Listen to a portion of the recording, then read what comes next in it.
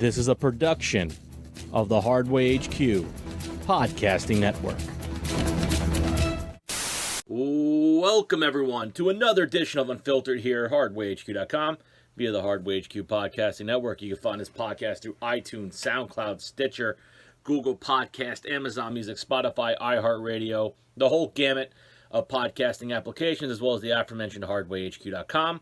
Also, this podcast is on video on our YouTube channel. Find us on YouTube at Hardway HQ, as well as Facebook at Hardway HQ. Facebook, Twitter, TikTok at Hardway HQ, Instagram at the Hardway HQ, as if there's any other one. Advertising, concerns, hate mail, John at HardwayHQ.com. That's Jon at, don't actually write at, use the A with the circles around it. Cool gimmick, cool shtick, cool deal, baby. John at HardwayHQ.com. I'm Jon Harder here in the beautiful, luxurious Hardway HQ studios. Welcome you to another edition of Unfiltered. Happy May. The Justin Timberlake meme, the gimmick, it's gonna be May. And then, I forgot what song that was. I think it's gonna be me from NSYNC. But we're in May, and as I announced on HardwayHQ.com and the Professional 3 blog yesterday, we are going to be doing Nickelodeon 90s month here on Unfiltered. I wanted to try a different concept, try something completely different from what we normally do here on Unfiltered, and talk about something that influenced me as a kid. And the big thing was Nickelodeon. And if you were in the 90s, I know Nickelodeon started in the 80s, in some respects a test little run in the late 70s, but in the 90s, Nickelodeon was where it's at, especially when you were a kid growing up from maybe 5 or 6 up until teenage years. Nickelodeon was the channel to watch. And for me, Nick was that incredible place where innovation and inspiration came from, where kids were able to not only just be kids in this ever-changing view of the world, it allowed your imagination to run wild. And Nickelodeon had so much content that allowed kids' imaginations to come true, and all these innovative ideas. And over the next month, over the next 5 Unfiltereds, from today to May 30th, we're going to be talking about a lot of these innovative things that Nickelodeon has done over the years. And for me, to kickstart it, there's nothing bigger to me personally than Stick Stickly. For everyone that doesn't know who Stick Stickly was, Stick Stickly, literally, at the height of the imagination of Nickelodeon, where all these ideas are coming to fruition, was a popsicle stick with googly eyes, a yellow nose, and just a smile, or whatever expression he wanted to share. And Stick Stickly was such a creative concept, and it was created by two individuals, Karen Kilfick and Agi Fedor. I got that off the Wikipedia. I wanted to make sure I had it. The big key was he was voiced by Paul Christie, who was a phenomenal voice actor. He's also, if you watched Noggin back in the day, their mascot of the channel Noggin back in the day was Moose A. Moose. And it's very similar to the Stick Stickly sound, but Paul Christie was the voice of Stick Stickly. And the main thing of Stick Stickly was he was the host of the afternoon show, Nick in the Afternoon. And as a kid from like 94, and I'll be honest, I probably watched Nickelodeon until about 98, 99, when the evolution of the channel, obviously you start growing up, but the evolution of the channel started to change too into what you got today, which I'm not a big fan of, because it's all serious, and there's, Stick Stickly was the epitome of just like a popsicle stick. You're going to try to use that to get over, and it did.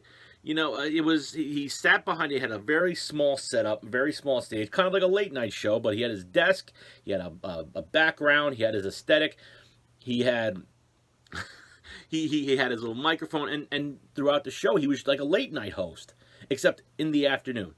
And the Pops he was very neurotic, he had all these neuroses, very nervous individual was Stick Stickly. And the big thing about it was fun. It was just fun. They introduced a lot of like cartoons throughout the day. They would air Nicktoons on there, special episodes of TV shows. It would kind of just be like that filler. And in between, they would have different segments.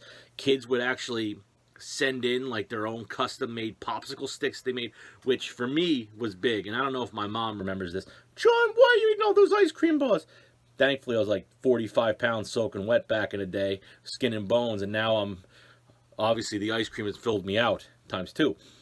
But the popsicle sticks were so cool. Like I remember going to Florida on vacation. This is around the time we went to Universal Studios in Orlando. We went to Nickelodeon Studios, and that's another Unfiltered down the line.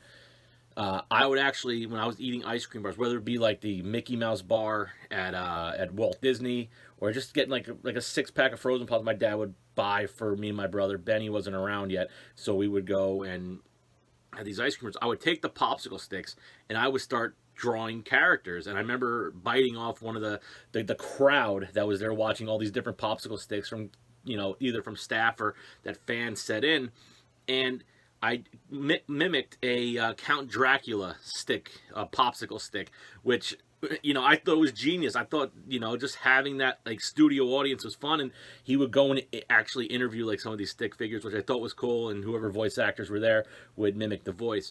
They would also do like U-dip, which is basically they would get like a substance, whether it be like a yogurt or an ice cream or some sort of substance, and they would stick Stickly in it to test out to guess what it was, and he always got it, like 9 out of 10. And sometimes he would get it wrong, and the voice sounds would go, "No, it is vanilla ice cream with chocolate fudge," and that's what it wound up being.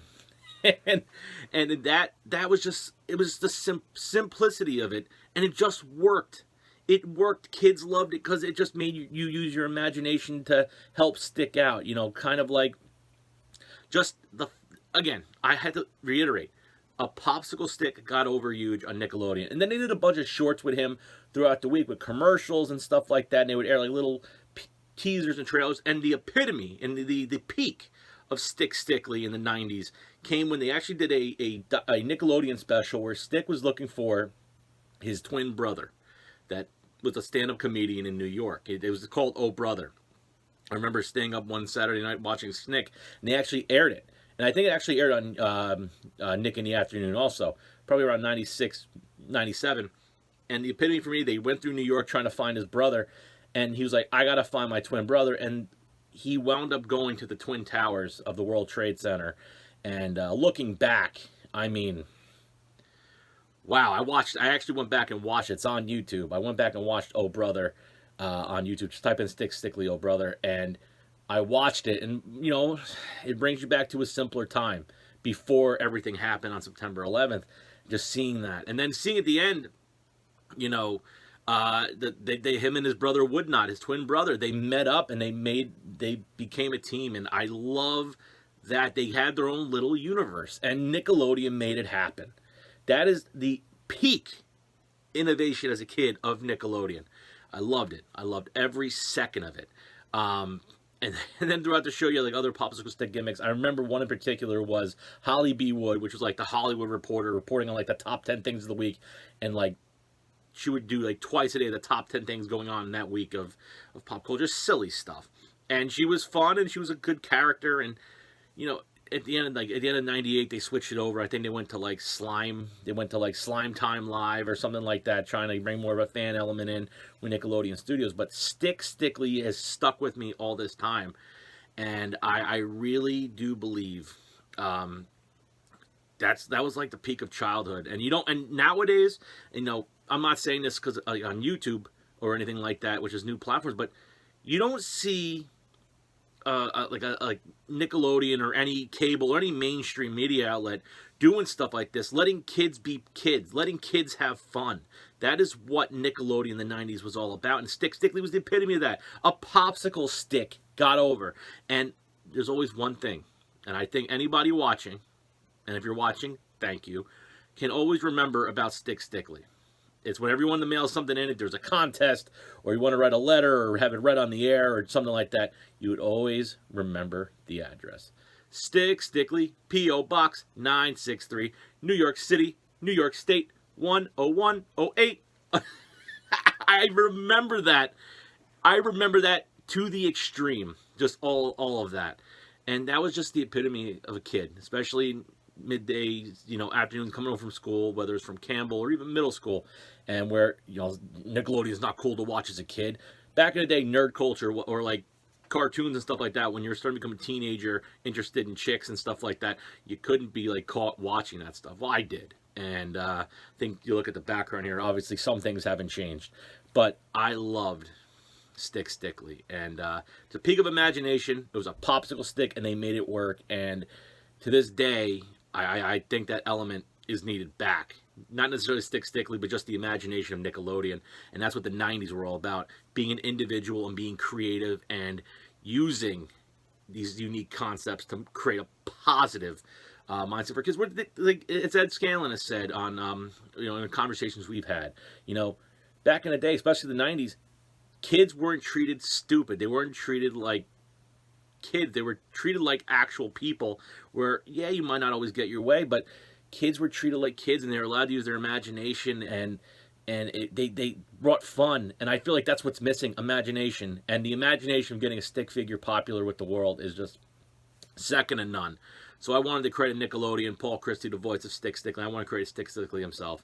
Thank you for the childhood memories, and I'm happy to vocalize that here on Unfiltered this week. So this is part 1 of 5 of Nickelodeon 90s month in May for Unfiltered on HardwayHQ.com, and I hope you enjoyed it. Next week, we're going to be talking about Snick, the Saturday night team block, another example of Nickelodeon's phenomenal programming and how everything just clicked in the 90s with it. So we're going to be talking about that on Unfiltered next week. So stay tuned.